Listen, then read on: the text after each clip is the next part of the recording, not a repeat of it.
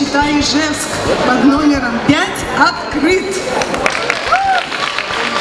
Замечательное мероприятие, потому что, вспоминая фразу героя одного из известного фильма, он сказал так: вот через 20 лет ничего не будет, ни театра, ни кино, ни книги, будет только телевидение. Прошло уже больше 20 лет со дня этого фильма, все осталось, и театр, и, конечно же, книга. И несмотря на то, что появилась электронная книга, мы все равно с удовольствием с полки берем печатное издание и перечитываем любимые произведения. У нас замечательный день в городе. Сегодня открылся книжный фестиваль, сегодня День знаний. Я поздравляю вас, всех любителей книги, мы с вами.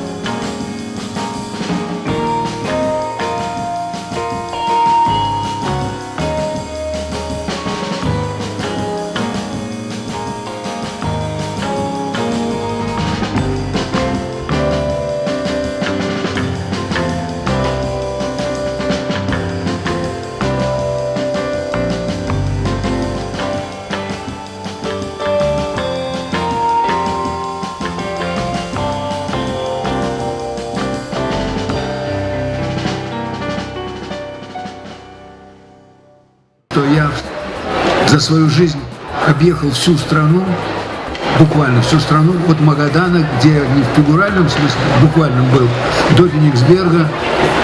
Воспоминания.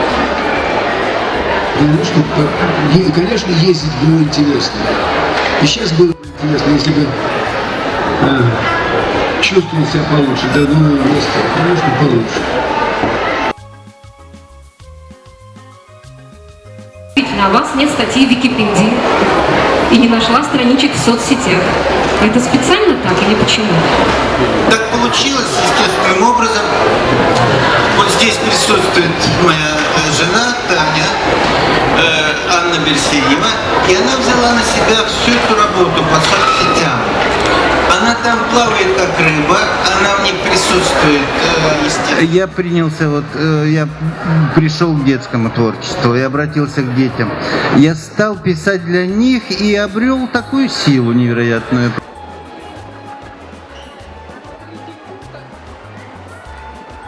Здравствуйте, очень приятно вас здесь видеть. Мы уже второй раз сегодня выступаем.